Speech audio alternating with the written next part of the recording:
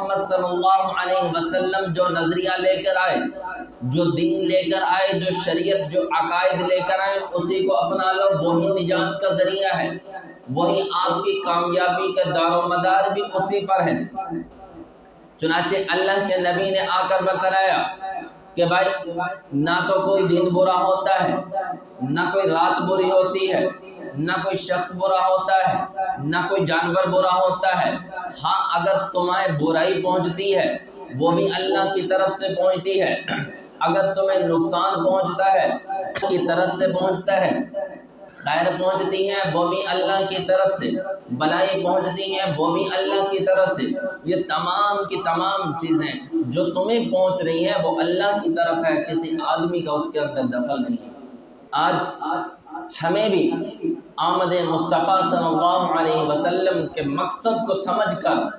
اپنی زندگی کو گزارنا